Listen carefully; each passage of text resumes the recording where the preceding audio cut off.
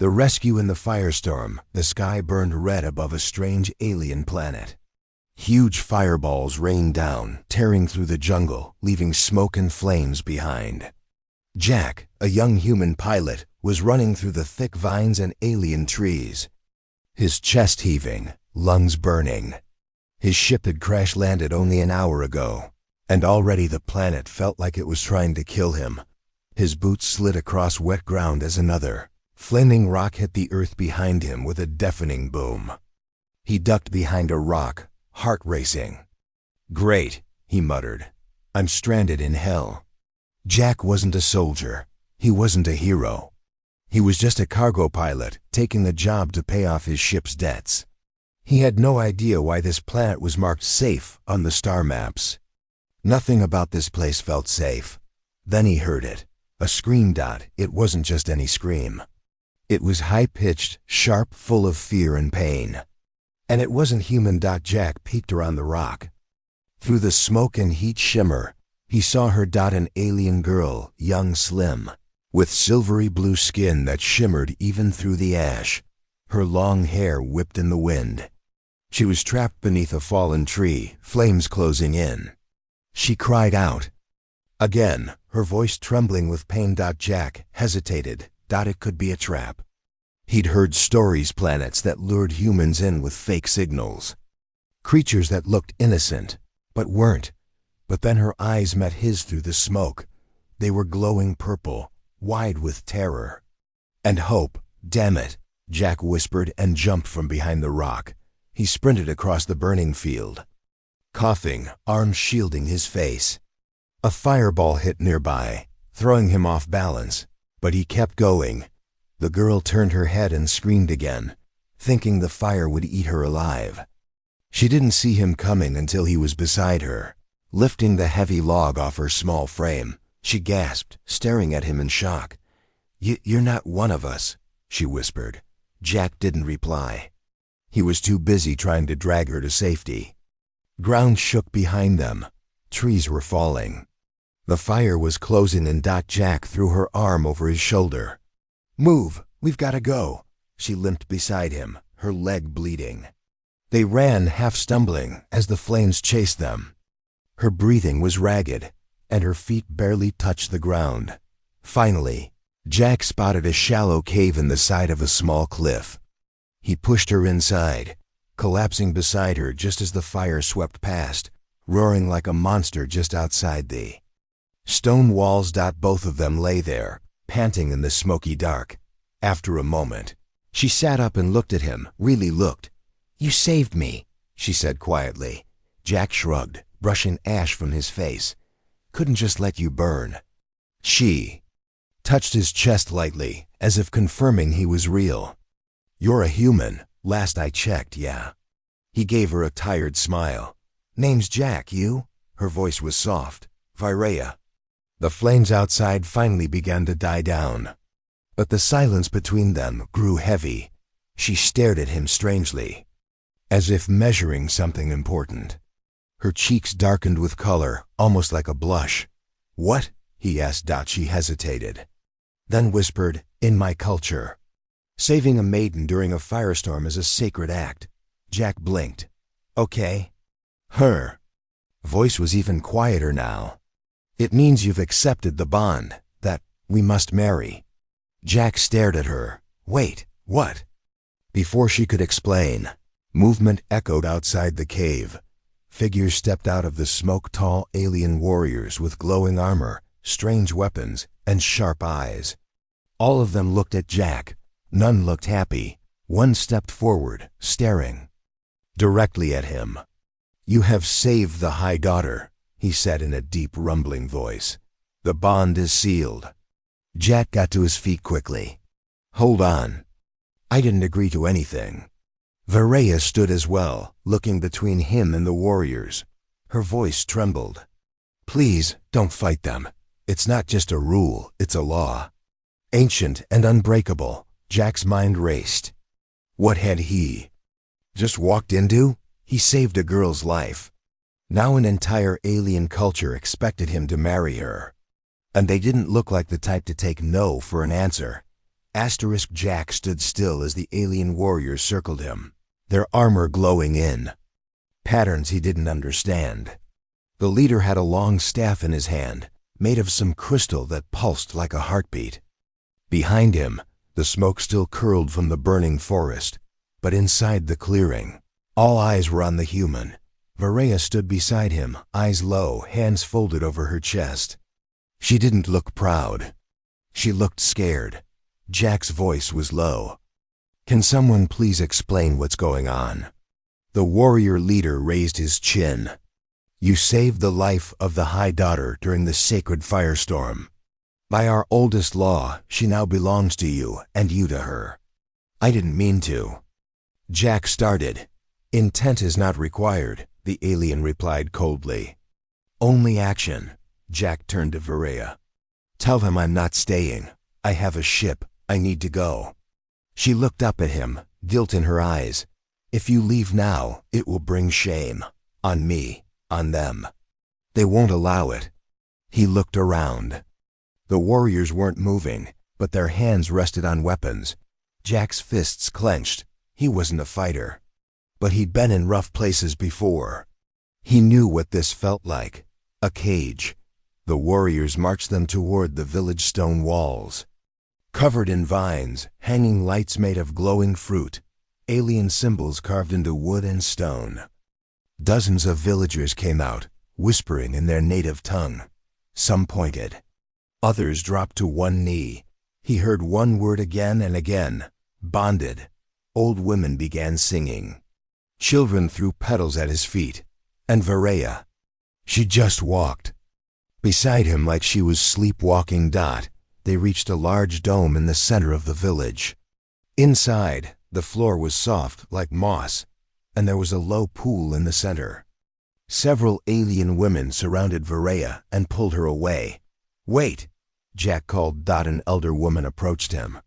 Her face was painted with gold dust, and her long fingers touched his shoulder gently. "You will be prepared," she said. "Tonight."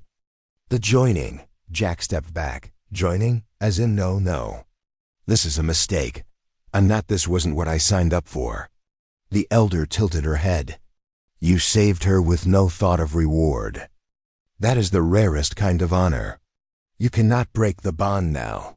They gave him robes white, soft, marked with strange runes. Someone washed his hands with scented oil. Someone else brushed his hair. Jack sat there, stunned. No one was listening to him. He looked around the room, trying to think. If he ran now, would they chase him? Would they kill him? Would they hurt her? He didn't even know her, but he had seen the way she looked at him when he pulled her from the fire. Not fear. Something else. That night the ceremony began. Drums echoed. In the jungle, fires burned in large stone bowls. The villagers sang in a low, deep rhythm. Varaya appeared in the middle of the circle. Her gown shimmered like starlight. Her hair was braided with thin silver threads. She didn't look like a prisoner now. She looked like royalty. And beside her, Jack stood in silence, surrounded by glowing eyes and sharp smiles. The high priest raised his arms. 2 hearts. 1 fire. 1 fate. 1 bond. Everyone echoed the words. 1 bond. Jack tried again. "Please. I'm not one of you. I'm not ready. I didn't mean to take her from you." But Varaya suddenly stepped forward. She looked into his eyes. "You didn't take me," she said.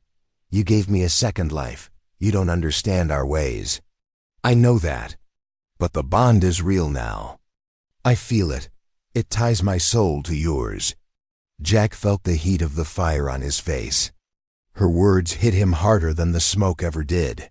The priest held out a silver ring. "Seal the bond." Varaya extended her hand. Jack stared at her hand for a long moment. If he took it, there was no turning back. If he refused, he looked at the crowd. Warriors ready to strike. Elders who wouldn't bend. A people who saw this act as sacred. Varaya was waiting. His hand lifted slowly, but then, in the crowd, a child screamed. Jack's head snapped around. The villagers turned. Surprised. Smoke was rising again. From the far jungle, more figures were coming, but these were not villagers. Wore spiked armor, rode large beasts, and held chains in their claws. Raiders, alien pirates. The village was under attack. Screams echoed through the village as fires lit the night sky once more. Jack didn't hesitate. He grabbed Varea's hand and pulled her behind the central stone dome. The alien raiders had already reached the outer homes, smashing walls, dragging villagers out in chains. Huge beasts roared and stomped through the gates, their riders yelling in harsh, guttural voices. The bonding ceremony was over before it could finish, and now they were under siege. Do they come often? Jack asked, ducking under a low wall. Varea's face was pale. No, never during sacred nights. This is a warning. Or a hunt, Jack muttered. He peeked around the corner. One of the raiders lifted a screaming child by the arm, tossing him into a cage. Jack's hands clenched. He'd seen things like this before on backwater planets, lawless moons. Pirates who didn't care who you were, only what you were worth. He turned to Varea. We can't fight them all. We need to leave, but the others will come back, he promised.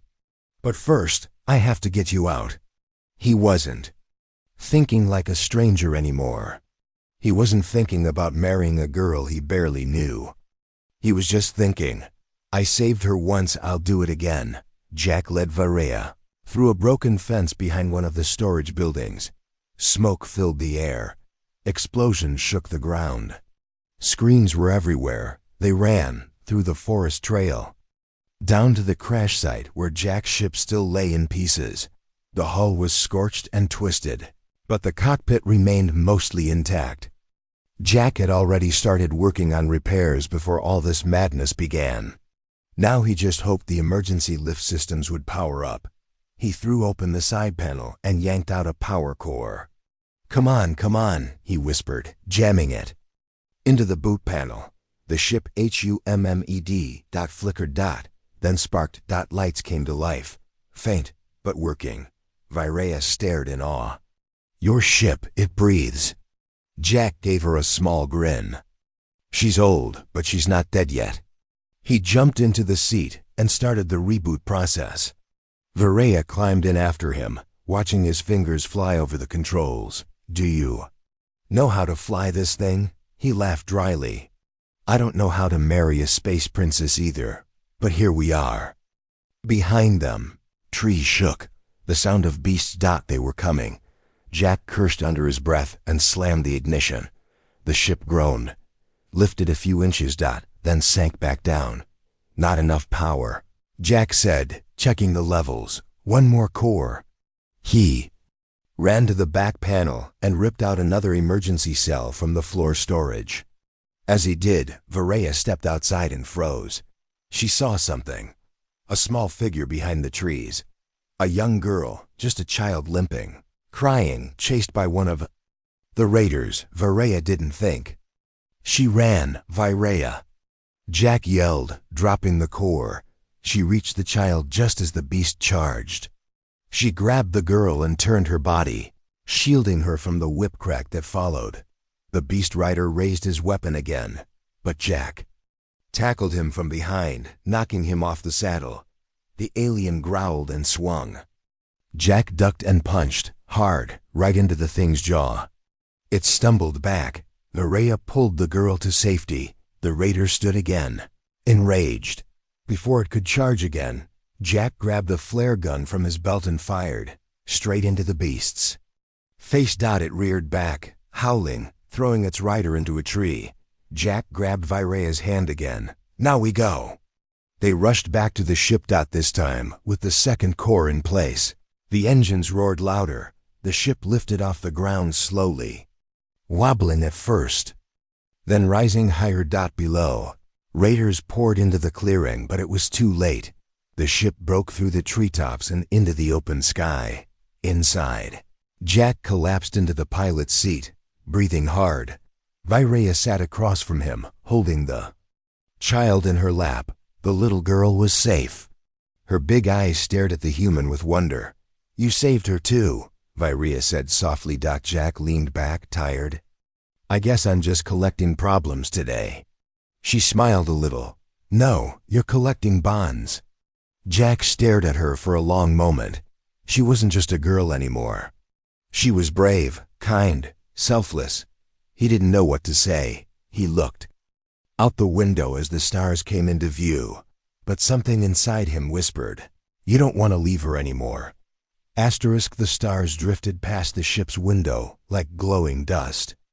Jack sat in silence, staring into the black sky, his hands resting on the controls. Virea sat behind him, the rescued child asleep in her lap. For the first time in hours, the world wasn't burning, but Jack's mind was. He had escaped the fire, the raiders, and the forced marriage, but he didn't feel free. Not really. He turned his head. Where do you want me to drop you off? Virea looked up slowly. There's nowhere to go now. The village is gone. My people will scatter. Some may not survive. Jack swallowed. I'm sorry. She nodded. Gently. You saved me again. And the child. That means something. To us. It means everything. Jack rubbed his face. Yeah, about that. I still don't get it. I saved someone and suddenly I'm married? That's a little fast, don't you think? Virea placed the child gently on a cushioned bench and walked toward him. She didn't smile. Her voice was quiet, serious. You've never heard of the law of life-debt? He raised an eyebrow. Nope. Must have skipped that part in alien culture class. She sat on the edge of the control panel and looked at her hands. Our ancestors were once hunted, long ago. We were weak, always running. Then one day, a great warrior from the stars saved our tribe, not because he had to, but because it was right. The tribe offered him their highest honor, bonding. He accepted. They say he changed our bloodline forever. Jack raised a brow. He was human? She looked up at him. Yes, and from then on, if someone saves a life during mortal danger, the bond must be offered. It's our oldest law. To reject it is a curse. Jack scoffed. A curse? Come on. She shook her head. Not magic, not superstition. But the spirit is damaged when life is given and then thrown away. A wound in the soul. It said people who break the bond never heal. They live, but empty. Jack leaned back. You really believe that? Virea looked into his eyes. Do you? He didn't answer, not because he didn't know, but because, deep down, part of him already felt it. When he thought about leaving her behind, when he tried to ignore what had happened, he didn't feel free. He felt hollow. You saved me from fire, she whispered. Then again from death. That child. Too. How many lives must you carry before you understand? Jack stood and walked across the small room, frustrated. I didn't do it for some ceremony or law. I did it because it was right. She followed him with her eyes. That's why it matters. He turned. What do you want from me, Virea? Just say it. She walked toward him slowly, carefully. I want you to stop running, not just from me, but from the truth. Jack's voice was low. And what truth is that? She stood in front of him, her silver blue skin glowing in the soft ship lights, that you were never meant to be alone. Jack's heart thud dead. She wasn't trying to trap him. She wasn't forcing anything. She was just asking him to see her. He turned back toward the console to hide his face. My ship's low on fuel. There's a trade station a few jumps from. Here, we'll rest there. Get the kid some help. Then figure things out. Virea nodded. And after? Jack stared at the blinking lights. After? He didn't know anymore. For once in his life, the stars didn't show him the way. But her voice did. Suddenly, the child stirred. She mumbled something in Virea's language and reached for her. Virea bent down, brushing the girl's hair. Softly, you're safe now. Jack watched her, gentle, calm, warm. She didn't belong in a firestorm or a prison. She belonged in light, and strangely, so did he. Maybe the law of life debt wasn't about ownership. Maybe it was about connection. About choosing to stay. Because leaving would be the real betrayal. He took a deep breath and looked at her. When we reached that station, he said, I won't leave, not unless you tell me to. Varela looked up, eyes shining. Then the bond is alive. Jack gave a tired smile. Yeah, maybe it is. Outside, the stars still moved. But now for the first time, Jack didn't feel lost. He felt found. The trade station hung in orbit like a metal moon, quiet and gray, surrounded by small ships moving in and out like insects. Jack guided his shuttle toward Dock Bay 9, hands steady on the controls. Inside the ship, the little girl was still sleeping. Varela stood near the window, staring at the stars. Silent. They had been flying for hours with no trouble. But Jack had a bad feeling in his gut. The closer they got to the station, the worse it felt. As the ship landed with a soft thud, Jack turned to Varela. Stay close to me. These outer stations can be rough. Keep your hood up. She nodded and pulled the hood of her gray cloak over her silver-blue hair. She looked strange in human clothes, but beautiful still, like a star trying to hide in the dark. Jack lifted the sleeping child into his arms and stepped out first. The dock smelled like fuel and dust. Aliens of all shapes walked by, heads down, eyes suspicious. Loud announcements echoed through the air in 3 different languages. Jack walked fast, eyes scanning the crowd. They reached the medical center without trouble. He placed the child gently into the arms of a nursebot, explaining what happened. The machine took her inside, promising care and food. Varela's eyes followed the girl until the doors closed. She'll be all right, Jack said softly. Varela nodded, but she didn't smile. They walked into the open market area. Bright signs flashed over food stalls and repair shops. Jack picked up a small scanner and a fuel cell, trading the last of his credits. He didn't care. Getting out of here was all that mattered now. Then he froze. Across the walkway he saw them, 2 figures. In dark armor, spiked shoulders, red glass helmets. Raiders. The same kind from the village attack. His heart stopped. Had they followed him? He grabbed Varela's hand and whispered, Don't look now, but we have company. She tensed immediately. They shouldn't be here, she whispered. This is a protected zone. Doesn't matter, Jack said. They're watching us. They turned away casually and walked toward the hangar. Jack tried to stay calm, but his mind raced. He'd fought 1 raider before. Barely survived. But if more came. They passed through the security gate, and that's when it happened. A blaring alarm rang out. Then dash boom. The sky above the station turned red as an explosion tore through the upper dome. The force shook the ground. Screams erupted. The crowd scattered in panic. From above, ships dropped like knives. Raider dropcrafts, black, fast, deadly, pierced the station's defenses like paper. Jack pulled Varela behind a pillar as gunfire lit up the walkways. They're not here to watch, he said. They're here to take you. Varela's eyes widened. Me? You're the High Daughter. Maybe they learned who you are. Or maybe they just want revenge. Another explosion rocked the corridor. Jack pulled out a small blaster from under his coat and handed her a backup stun baton. Can you use this? She nodded and gripped the weapon tight. They ran through the chaos, down broken halls, past terrified aliens running in every direction. Lights flickered. Smoke filled the air.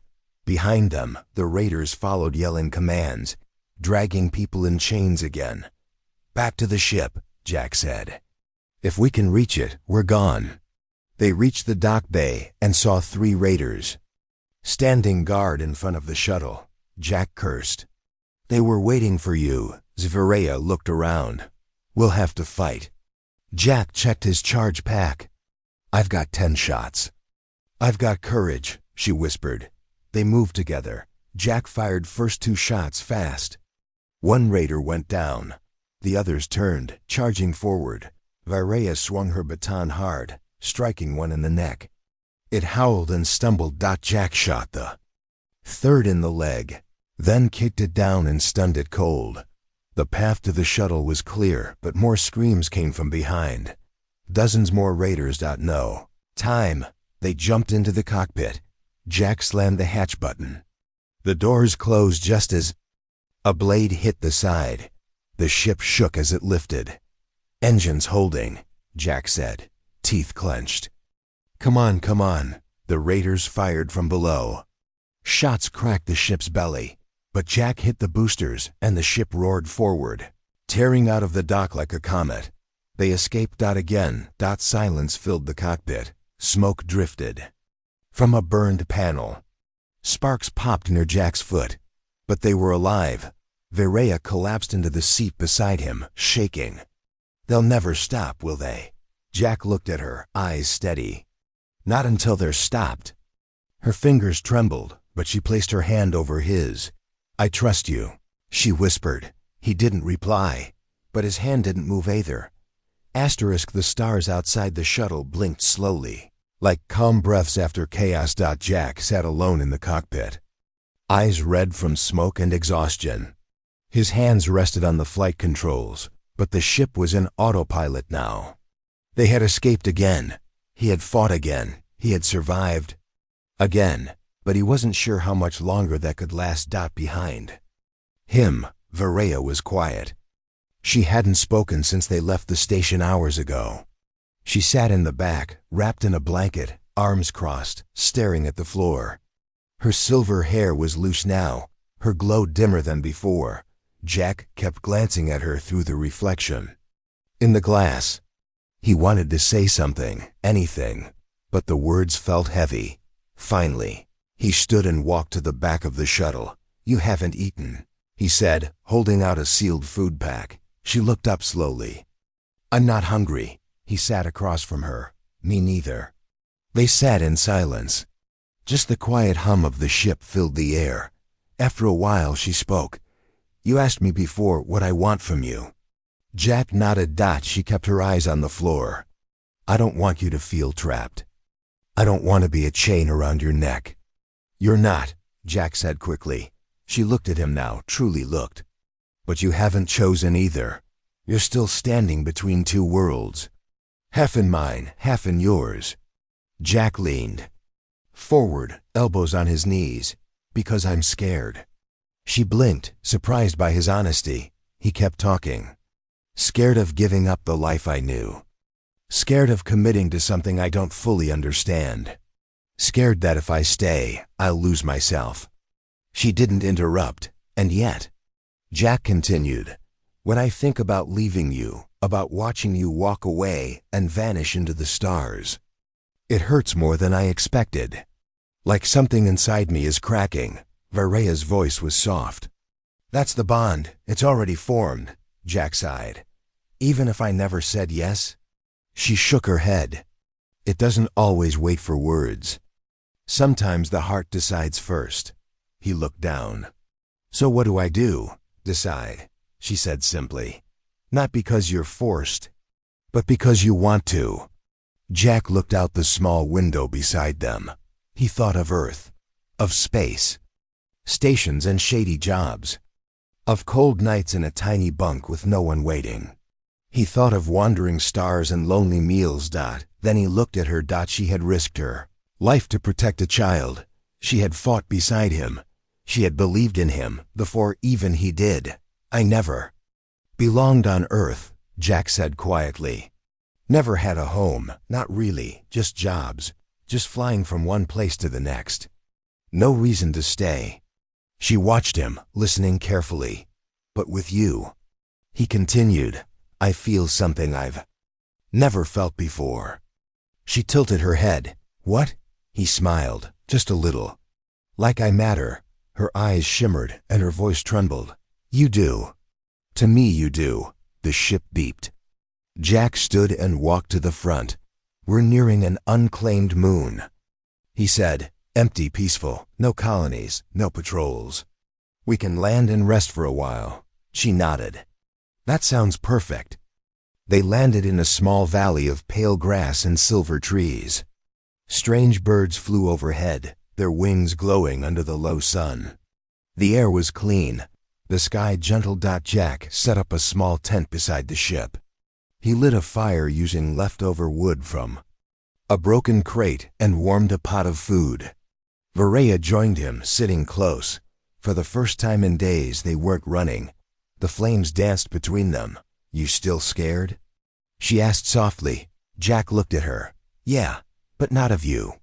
Of what then? He shrugged. Of finally having something to lose. She reached out and took his hand. Then let's not lose it. Jack looked down at their hands. No more war cries. No more FIRESTORMS. Just her and him. And stars above. He squeezed her fingers gently. With you now, he said. Not between worlds anymore. I choose this one. I choose you. Varaya's eyes filled with quiet light. And beside the fire, in a place forgotten by maps, a human and an alien, once strangers from different skies, sat together, no longer afraid of what came next. The silver moon rose above the valley, casting a soft light over the quiet land.